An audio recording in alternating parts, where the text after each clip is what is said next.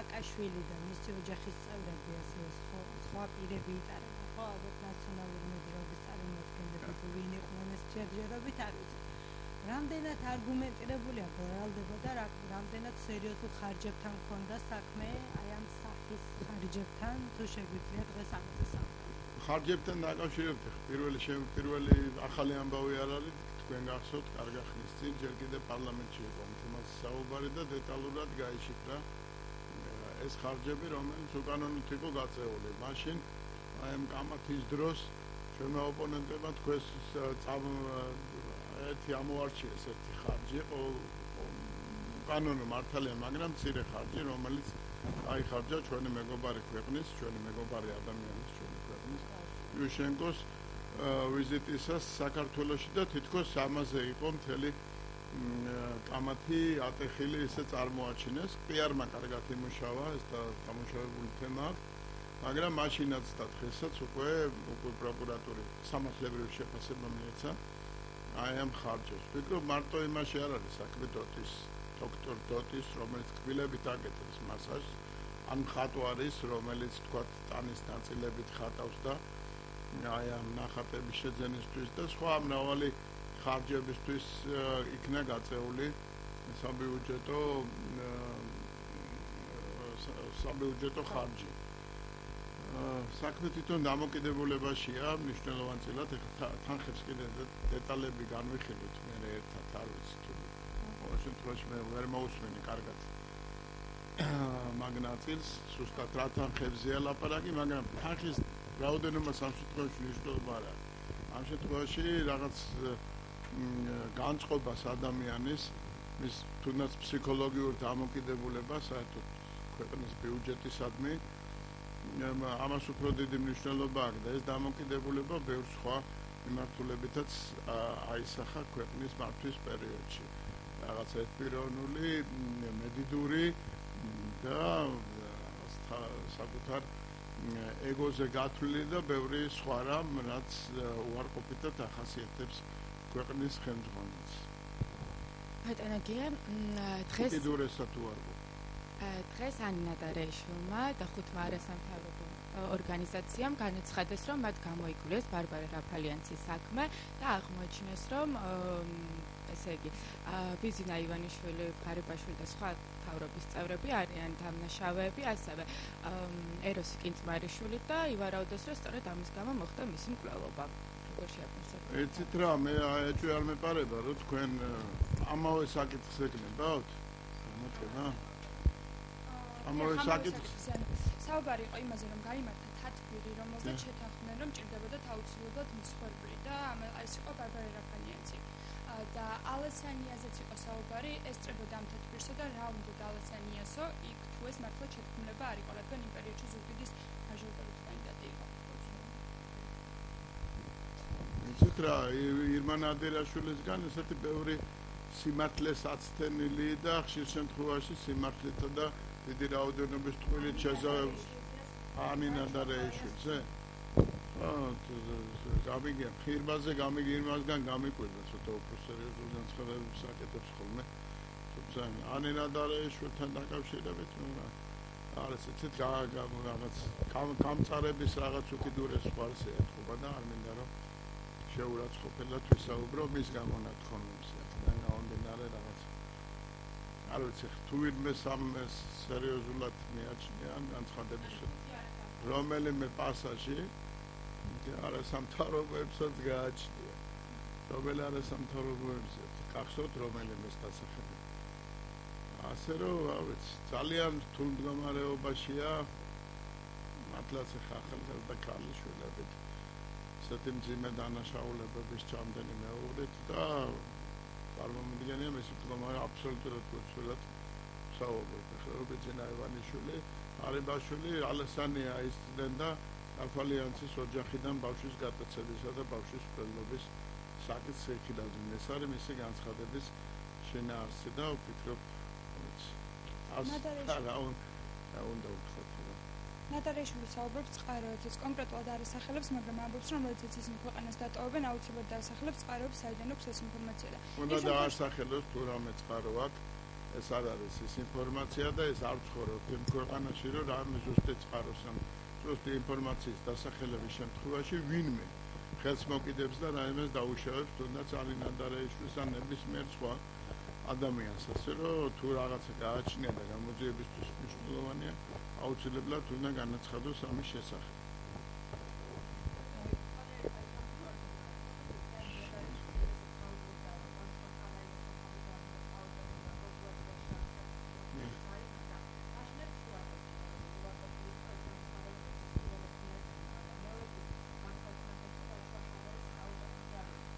თქვენ თუ ადარებთ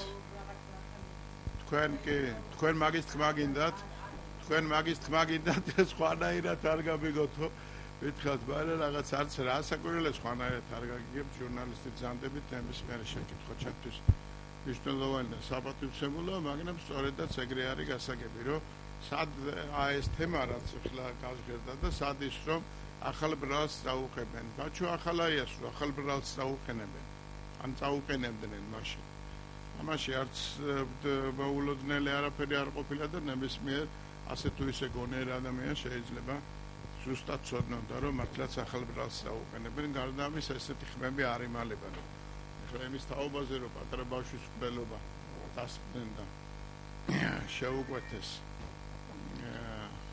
ეს არის ცოტა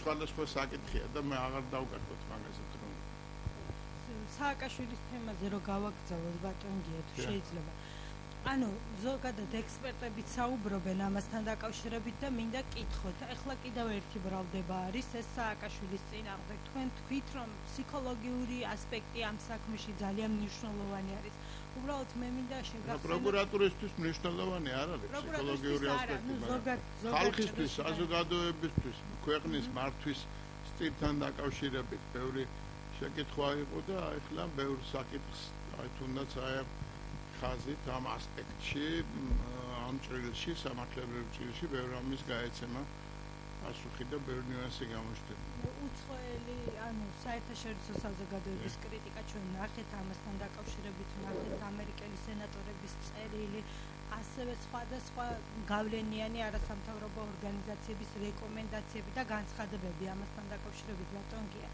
ქართული ექსპერტები საუბრობენ, როდესაც სააკაშვილზე და ექს-პრეზიდენტზეა საუბარი, უფრო არგუმენტირებული უნდა იყოს ბრალდება და იგივე სამოხელეო დანაშაული გადაცდომა, ეს ის დანაშაულია, რომელსაც სხვა ქვეყნებში შეიძლება კონდეს ადგილი. გაცილებით მძიმე უნდა იყოს ამ შემთხვევაში ბრალდებები, რომელიც პროკურატურის მხრიდან გაისმის, რომ ნაკლები იყოს კრიტიკა, რომელიც საერთაშორისო საზოგადოებიდან წამოვა. ამასთან დაკავშირებით ასე რა ვთქვენ ამომწურავად ისაუბრეთ თითქმის დასამატებელი არაფერი არ არის არც ნებისმიერი ქვეყანა თუნდაც აი ხლა ხანს გერმანიის ყოფილი პრეზიდენტთან გადადგომასთან დაკავშირებით იყო გავრცელებული ინფორმაცია რომ 1000 ევრო დაიხარჯა მის ინტერესებისთვის მისი მეგობრის მიერ ოქტომბერფესტზე და ეს უკანონო იყო და პრეზიდენტი გადადგა და გამოძიება მოითხოვა და მაინც და მაინც პოზიტიური შედეგი არ დადო. როცა 1916 ევროზე იყო საუბარი. ეხლა ხანს დააპატიმრეს ისრაელის ყოფილი პრემიერი და არის საკითხები და მე ვერ წარმომიდგენია ერთ-ერთი ამერიკელი სენატორი რომელიც რაღაც პოზიტივს იტყოდა იმ შემთხვევაში თუ ევრო სასამართლოს იმ დადგენილებას წაიკითხავდა 26 აპრილის 2011 წლის ნებისმიერი პოლიტიკოსის მიმართ რომ საქართველოს ყველა უწყება სამართალდამცავმა სასჯელ აღსრულების სასამართლოს და პირადად პრეზიდენტმა იმოქმედეს შეთანხმებულად შეხმატკბილებულად იმისათვის რათა სამართალი არ დამდგარიყო. აი ასეთი შეფასების დროს ნებისმიერი ყველა იქ ის საქმე კბილებით მასაჟის გამკეთებლის თუ ნებისმიერი სხვა საკითხი ფიქრობ რომ ძალიან ფერფლდება და ხუმდება. როდესაც ესეთ იმასთან შეფასებასთან გვაქვს საქმე. ეს არის ევროპის სასამართლოს, ჰააგის სასამართლოს 276 მუხლი წაიკითხეთ დადგენილება, ეს არის სამარცხვინო ქვეყნისათვის. ბატონ გი, აი თქვენ როდესაც ამ პუნქტს კითხულობთ, მე მინდა კითხოთ სანდრო გირგვლიანის საქმესთან დაკავშირებით, ვინაიდან ევროპის სასამართლოს დადგენილებით ბაში წერია, რომ დანაშაული იმალებოდა სახელმწიფოს ყველა უწყება უწყობდა ამას ხელს. ჩვენ ნახეთ მელნიკოვის აღიარება, სადაც სააკაშვილზეა საუბარი და ბოლო დღეების განმავლობაში აქტიურად ისმის იგივე გირგვლიანის საქმეზე სააკაშვილის პასუხისმგებლობის საკითხი. ანუ შესაძლოა თუ არა? იცით რა არის, ჩვენ რამოდენიმე დღეა უკვე პრინციპში არ ვამბობ, რომ ერთ ადგილზე ვტკეპნით სიტუაცია ძალიან მნიშვნელოვანია, ამაზე მეტი რა უნდა მოხდეს. ერთი ადამიანი შეეწირა რაღაც თქვა პოლიციელების მიერ წესრიგის დამყარების პროცესს, ადრეც არ დამინდა დავასახელო ქვეყანა, თუნდაც აბერძლეთში თქვა. თუნდაც ტუნისში ადამიანმა პოლიციისგან შევიწროებულმა ადამიანმა თავი მოიკლა და ამას მოყვა სამხელა ამბავი, ხო?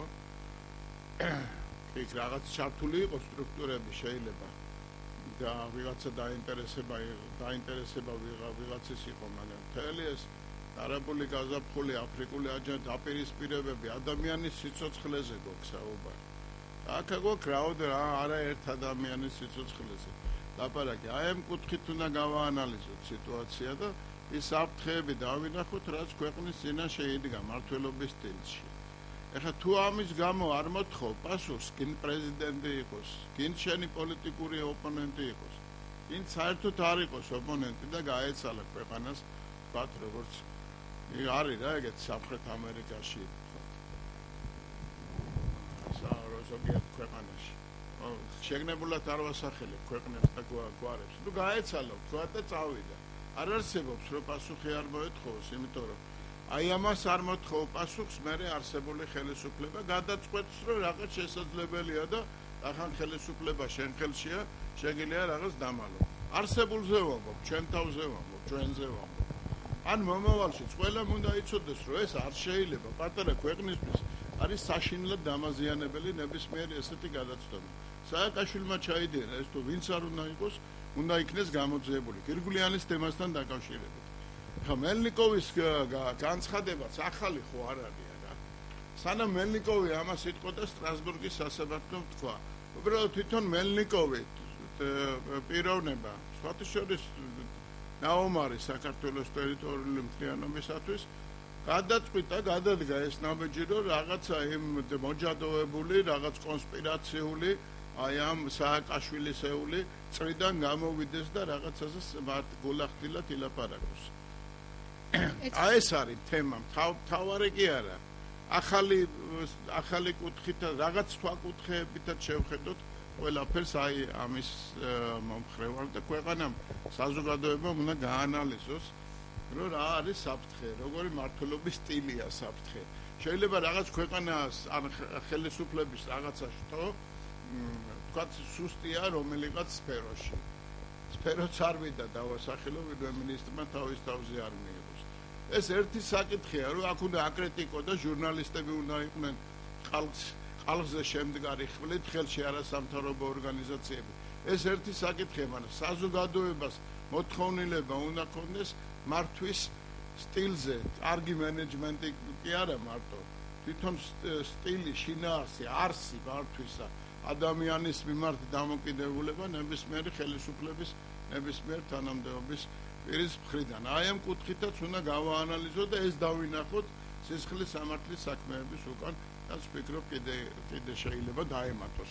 არინა დარეიშვილის თქვათ თქვაების თაობაზე რაღაც მუხლი დაემატება, ეს რეალობასთან შეიძლება მართლაც იყოს დაკავშირებული.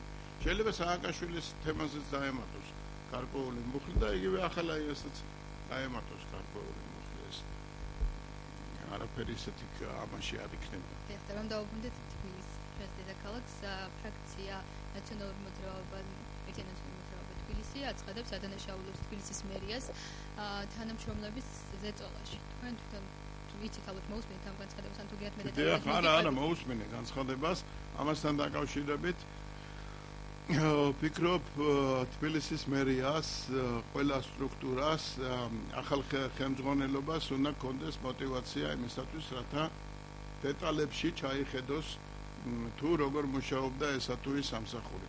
დამებოროთ მოქმედება ხო არ არის ან თანამდებობის ან ხარჯვის ან ნებისმიერ თანამდებობის ბოროტად გამოყენების ხარჯვის ან ნებისმიერ ან თუნდაც მენეჯმენტის ნაწილში. და იყოს ძალიან ახლოს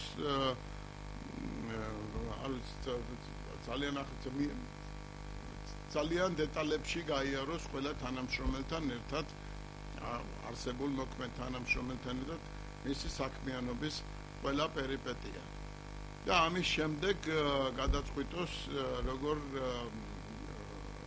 გაუძღვება ესა თუ ის ადამიანი თავის საქმიანობას და შეფასება იყოს მაქსიმალურად მეახლოვებული კი არა ზედმიწევნით სამართლებრივ ჩარჩოებში მოქცეული. წინააღმდეგ შემთხვევაში ეს ტალღა არასდროს არ გაჩერდება.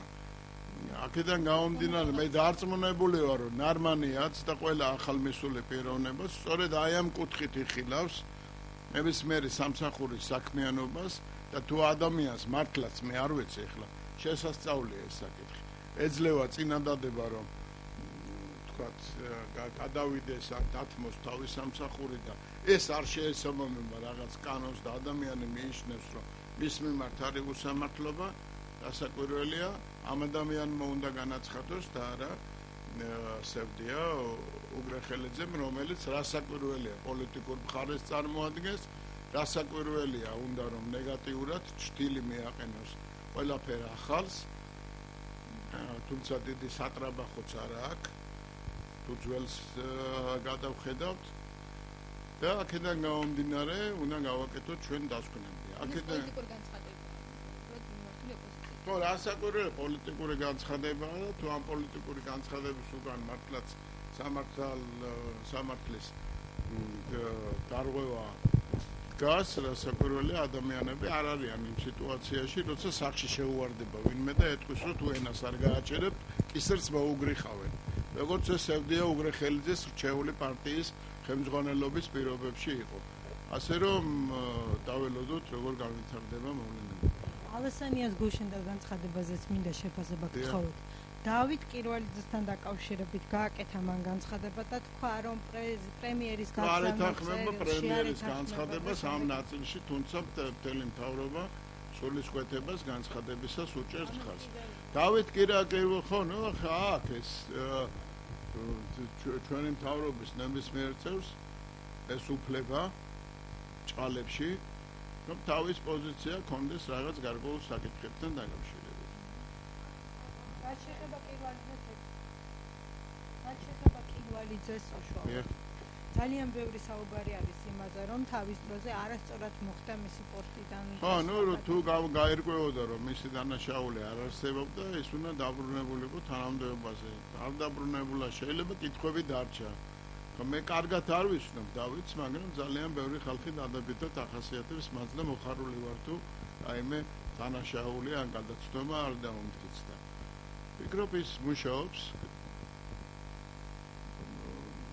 ხილსეული საქმიანობა აქვს, ასე რომ სამუშაო აქვს, ასე რომ შეიძლება ეს მისი გადაწყვეტილებაც არის არ დაბრუნება, შეიძლება კითხვებია კიდე დარჩენილი ყოველ შემთხვევაში. ამასთან დაკავშირებით მე არ მოვახდენდი დრამატიზირებას ამ საკითხის.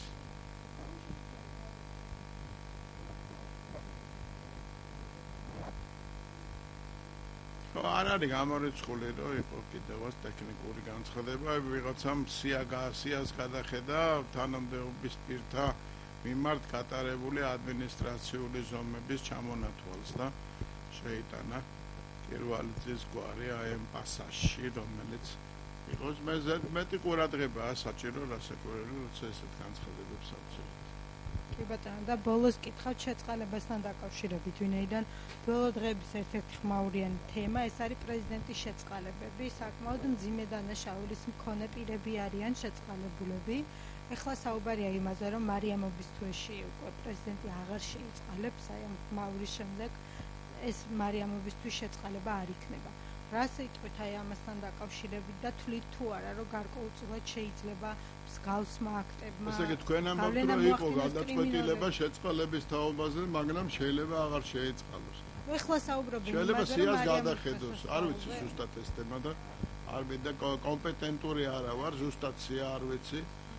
ვიზია ლაპარაკი, მე ვიცი რომ ესეთი შემთხვევები იყო განსაკუთრებით პრეზიდენტ სააკაშვილის მიერ შეწყალებული სიიდან საკმაოდ ბევრი იყო საპრეტენზიო გადაწყვეტილებები, მაგრამ რატომღაც პარლამენტის მიერ შედგენილ სიაზე გაკეთდა აქცენტი მაშინ, თუმცა საკმაოდ მძიმე დანაშაულებებში ხილებული და გასამართლებული ადამიანები იქნენ შეწყალებული სააკაშვილის მიერ. ცოტა მეტი ყურადღება არის საჭირო, საერთოდ ვის და როგორ ვიწყალებთ.